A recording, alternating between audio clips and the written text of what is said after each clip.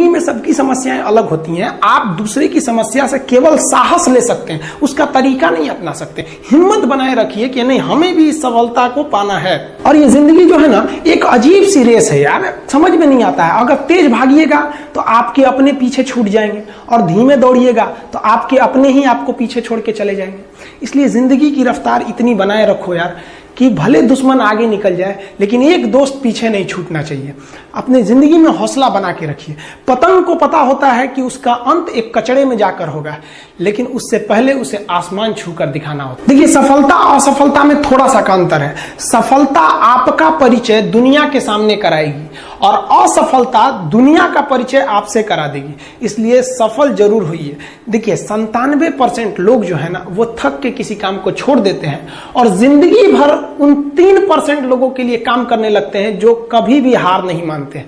मेहनत बता देता है कि परिणाम कैसे मिलेगा, वरना परिणाम तो बताता ही है कि आपका मेहनत कैसा था। पहाड़ों को चीरते हुए जब नदी निकलती है ना, तो कभी नहीं पूछती है कि समुद्र अभी कितना दूर है। और नदी में गिरने से तो कभी किसी की मौत नहीं होती है। मरता तो वही है जिसे तैरना नहीं आता है। तो हम सब परिस्थितियों के आगे हार जाते हैं। हम हार जाते हैं, परिस्थितियां सबके सामने होती है। जो डट के रहा उसे मंजिल मिली, और जो नहीं डटा वो हार के चला गया।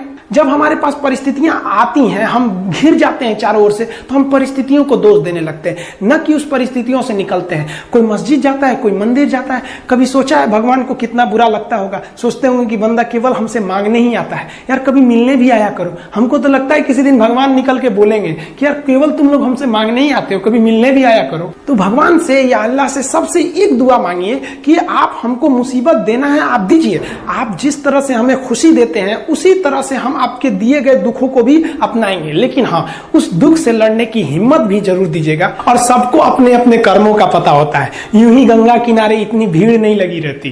देखिए, जिंदगी में आपसे भी कुछ गलतियां होंगी। और गलती किससे होती है? जो काम करता है, मेहनत करने वालों से ही तो गलतियां होती है। निकम्मों की तो पूरी जिंदगी निकल जाती है दूसरों में कमी ढूंढते ढूंढते।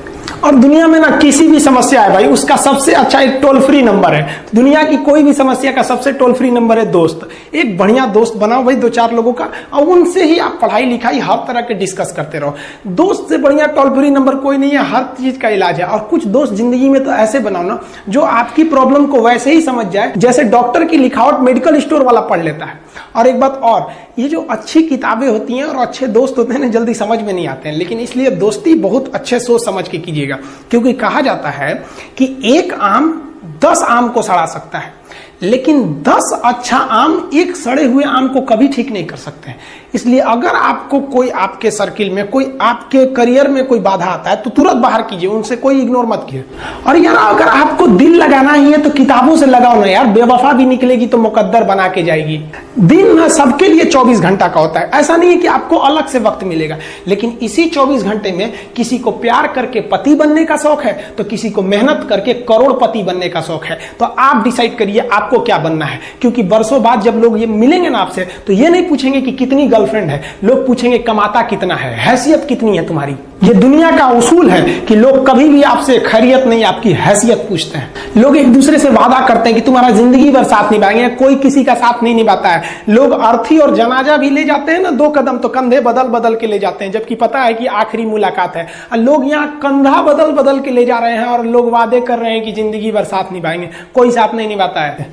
देखिए, जीवन में ना अपने अंदर से अहंकार बिल्कुल निकाल दीजिएगा। अहंकार बहुत ही खराब चीज है। कहते हैं कि अहंकार में इंसान को इंसान नहीं दिखता, छत पे चढ़ जाओ तो खुद का मकान नहीं दिखता। अहंकार नहीं करना चाहिए। छत को बहुत गुरूर था छत होने का, एक मंजिल और बनी और छत फर्श हो गया। अहंकार कभी नहीं कीजिएगा। तूफान ज्यादा होती है तो कश्ती डूब जाती है, और घमंड ज्यादा हो जाती है तो हस्ती डूब जाती है। जिस दिन आपको घमंड होने लगे ना अपने आप के ऊपर कि हम बहुत बड़े हो गए हैं, हम बहुत पढ़ लिए हैं, हम बहुत सक्सेसफुल मैन हो गए, हम बहुत बड़े बिजनेसमैन, हम बहुत, मतलब जिस दिन आपको घमंड हो गया ना, उस दिन आप शमशान घाट में जाके दिखेगा आपसे नायाब लोग, आपसे अच्छे अच्छे लोग वहां खाक बन गए।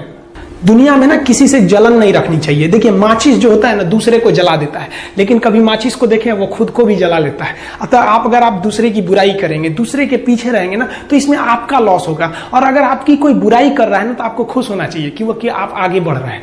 बुराई उसी का लोग करते हैं जो आगे बढ़ रहा होता है, जो पहले गिरा हुआ है उसकी लोग क्या बुराई करेंगे।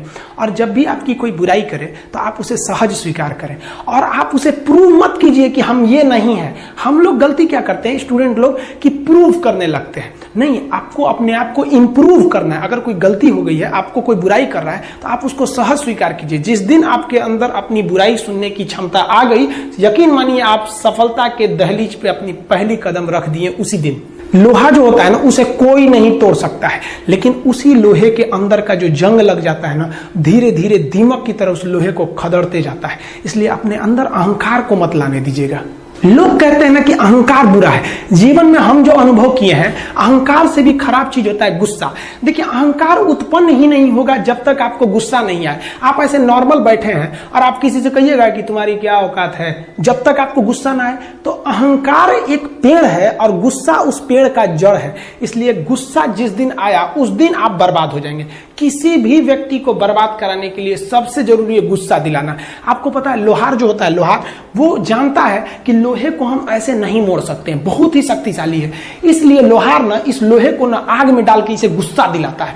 जब ये गुस्से से लाल हो जाता है ना, तो जहां गुस्सा आया आप अपनी ताकत खो देते हैं। और ये लोहा अपनी ताकत खो देता है और एक मामूली हथौड़े के चोट से लोहा मुड़ जाता है। तो जिस दिन आपको गुस्सा आ गया, समझ जाइए कि आप अपनी ताकत खो रहे हैं। कुछ लोगों को लगता है कि उनके पिताजी बहुत पहुंच वाले हैं, दादाजी बहुत पहुंच वाले हैं, तो उनकी बदौलत हमें कोई काम मिल जाएगा, कोई जॉब मिल जाएगा। तो कोई ये बहुत बड़ी बात नहीं है।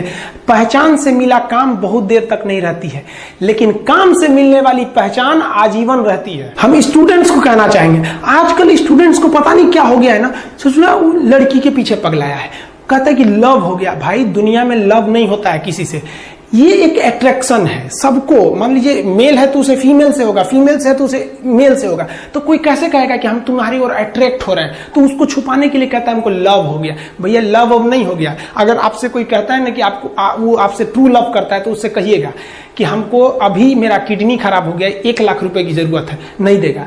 लेकिन आप अपने माता पिता से कहिएगा कि हमको 1 लाख की जरूरत है, और रियल में भी अगर हो जाएगा तो वो अपना शरीर बेच देंगे आपके लिए, लेकिन वो नहीं बेचेंगे। ये होता है लव। लेकिन लोग अट्रैक्शन को लव कहते हैं, उसके लिए पूरी जिंदगी बर्बाद कर देते हैं।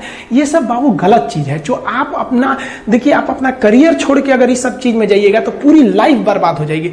आप जो रिश्ता खोजते हैं अपना कॉलेज में, कोचिंग में, ये सब परमानेंट रिश्ते नहीं हो सकते हैं। हाँ, अगर आप गर्लफ्रेंड से शादी करेंगे तो ये आपके लिए बेस्ट लड़की होगी, लेकिन माँ बाप जो ढूंढ के लाएंगे, जो भगवान आपके लिए बनाया है, वो लड़की आपके लिए यूनिक होगी।